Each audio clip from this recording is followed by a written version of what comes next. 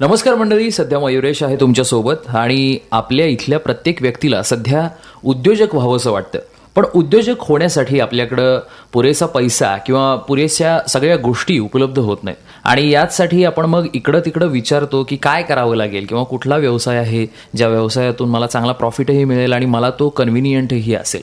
पण अशा बऱ्याचशा गोष्टी लोकांना विचारण्यापेक्षा किंवा इकडं तिकडं खेटे मारण्यापेक्षा जर का एका प्लॅटफॉर्म अंडर तुम्हाला जर या सगळ्या गोष्टी मिळाल्या तर हो मंडळी, याच सगळ्या गोष्टी सांगण्यासाठी सध्या आपल्याकडं आज आले आहेत सचिन शेट्टी सर, जे यातले तज्ज्ञही आहेत आणि त्यांचा स्वतःचाही एक प्लॅटफॉर्म आहे, जो प्लॅटफॉर्म आपण ऐकून घ्यायचा आहे आणि त्यांच्याकडं बऱ्याचशा अशा गोष्टी आहेत सांगण्यासारख्या. सर, खूप खूप तुमचं स्वागत. सगळ्यात पहिल्यांदा मला तुम्हाला विचारायचं आहे की MSME हा शब्द सगळेजण आज ऐकतायत, पण MSME हे नक्की काय आहे आणि हे का महत्त्वाचं आहे एखाद्या उद्योजकासाठी?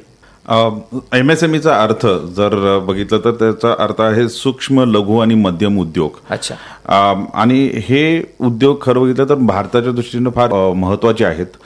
त्याचा जर विभाग कसं केला जातो तर विचार केला तर सूक्ष्म म्हणजे एखाद्या बिझनेसचा जर टर्नओव्हर 5 कोटीपर्यंत असेल आणि त्याची इन्व्हेस्टमेंट प्लांट अँड मशिनरीमध्ये आधी 1 कोटीपर्यंत असेल तर त्याला आपण सूक्ष्म म्हणतो.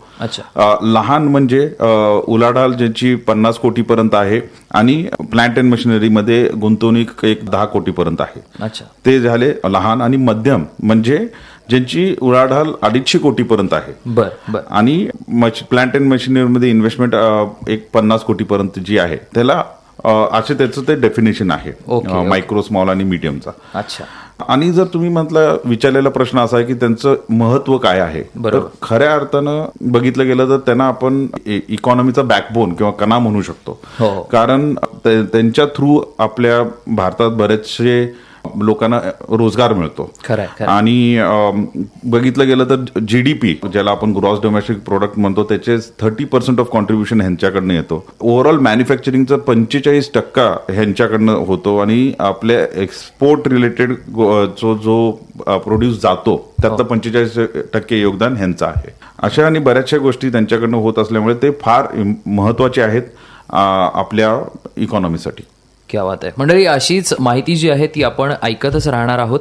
असे अनेक प्रश्न आपल्या मनात असतील तर त्याचं नक्की या शंकांचं निरसन होणार आहे. आपण नुकतंच जाणून घेतलं की MSME म्हणजे नक्की काय आणि त्याचं काय महत्त्व आहे. सर, मला आता थोडंसं विचारायचं आहे की या MSMEच्या समोर सध्या चॅलेंजेस काय काय आहेत आणि ते कसे फेस करायचे?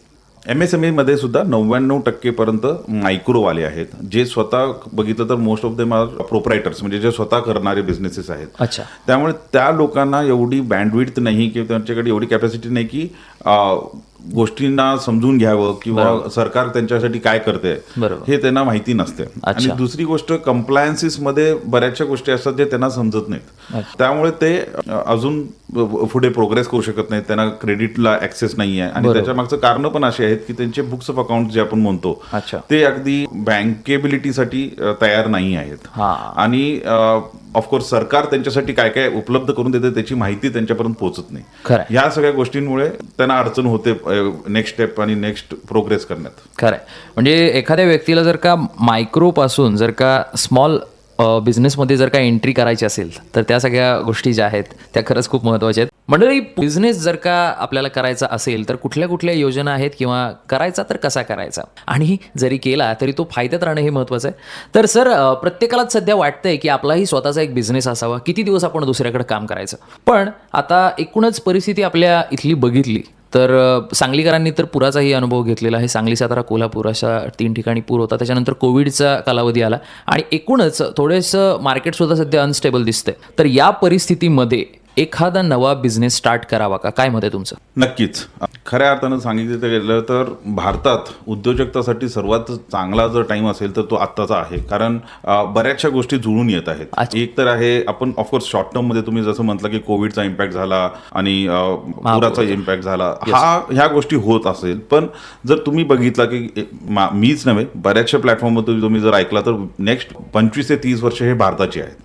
त्याच्या मागची कारणं भरपूर आहेत. एक आहे, सर्वात महत्वाचं आहे, जी आपल्याकडची लोकसंख्या जी एम्प्लॉयबल आहे. त्यामुळे इंटरनल कन्झम्पशनच आपलं एवढं जास्त असणार आहे की आपल्याला उद्योजकतेला फार स्कोप आहे. बरोबर. दुसरी गोष्ट आहे जे आपण ज्याला जिओ पॉलिटिकल म्हणू शकतो की आज जे तुम्ही बघताय की युक्रेन वॉर आहे, किंवा चायनाबद्दलचा विश्वास कमी होणे, ह्यामुळे एक नॅचरल फिट म्हणून भारत पुढे येतो आहे. बरोबर आहे. त्यामुळे मी म्हणजे रिजन स्पेसिफिक न बोलता एक भारत म्हणून जर बघितलं तर दिस इज द ब्राईट स्पॉट आणि त्यामुळे उद्योजकतेचा फार चांगल्या गोष्टी आहेत. त्याचबरोबर ऑफकोर्स गव्हर्नमेंट पण आपला हातभार लावत आहे ह्याला उद्योजकांना उभारणी देण्यासाठी. बरोबर. नक्कीच मंडळी, आपण आता सध्या ऐकलं, सरांनी सांगितलं की गव्हर्नमेंट सुद्धा हातभार लावतंय.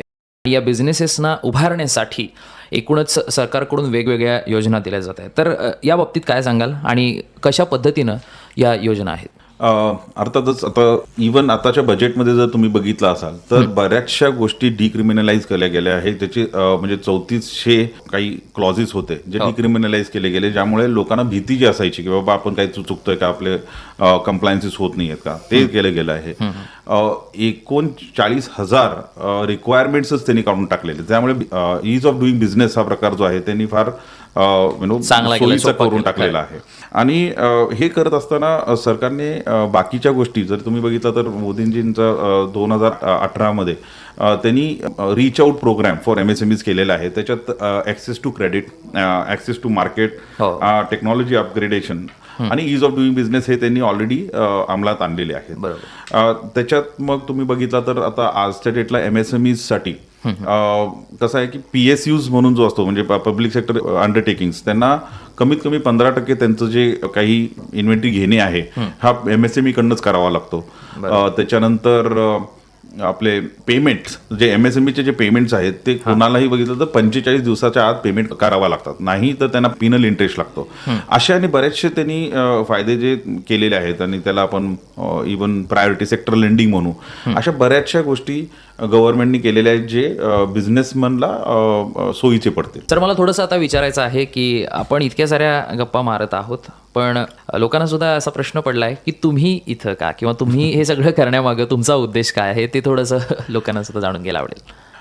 नाही आरती मयुरेश, जसं मगाशी मी म्हटलो की MSME जो इकॉनॉमीचा कणा आहे, पण तरी सुद्धा त्याला त्याची माहिती पूर्णपणे नाही आहे. बरोबर. आणि माहिती नसल्यामुळे ते बरेचसे जे फायदे घेऊ शकतात ते घेऊ शकत नाही. बरोबर. तिथे मी काय म्हणतो की आम्हाला जे लक्षात आलं, कारण मी स्वतः एक चार्टर्ड अकाउंटंट आहे, असेच माझ्याबरोबरचे माझे मित्र, आम्ही 6 चार्टर्ड अकाउंटंट आणि एक व्हॅल्युएशन स्पेशलिस्ट आहेत आणि एक टेक्निकल ऑफिसर जे आमचे आहेत, हे सगळ्यांनी एकत्र येऊन आमचा हा विचार झाला की ह्या पर्टिक्युलर फील्डसाठी काहीतरी करायला पाहिजे की जिथे इन्फॉर्मेशन म्हणजे माहिती फक्त तरी त्यांच्यापर्यंत पोहोचली आणि मग त्यांच्यासाठी सोयीस्कररित्या जर आपण ऑनलाईन पद्धतीने काही गोष्टी देऊ शकलो तर ते करण्यामागचा हा उद्देश आहे. म्हणजे कुठे ना कुठे तर तुम्ही जर म्हटला तर आमच्या MSMEचा अर्थ पण जर बघितला तर EASE stands for enabling empowering the MSMEs to grow.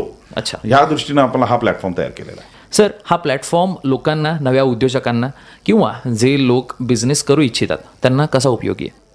अर्थातच मगाशी म्हटल्याप्रमाणे आमचा उद्देश MSMEsना क्रेडिबल आणि बँकेबल करण्याचा आहे. अच्छा. आणि त्या प्रवासात त्यांना जे लागणाऱ्या गोष्टी आहेत, अगदी सुरुवातीपासून त्यांच्या रजिस्ट्रेशनपासून त्यांच्या बाकीच्या कुठल्याही प्रोग्रेसमध्ये त्या सगळ्या गोष्टी जे लागतात कंप्लायन्स ॲस्पेक्टसाठी, त्या आपण सगळ्या आपल्या प्लॅटफॉर्मवरती आणलेल्या आहेत. पहिला जो प्रोडक्ट आहे त्याला आम्ही म्हणतो सारथी प्रोडक्ट आहे, MSME सारथी. तो आहे जिथे लोकांपर्यंत गव्हर्नमेंटचे असलेले योजना लोकांपर्यंत पोचावे. लोकां म्हणजे कोणापर्यंत की जो उद्योजक आहे, जो आजच्या दिवशी कुठेतरी जात असतो, कुठल्या तरी गव्हर्नमेंट ऑफिसला जातो किंवा कुठल्या तरी कन्सल्टंटकडे जातो आणि मग त्याला कुठली तरी छोटी मोठी माहिती मिळते. अच्छा.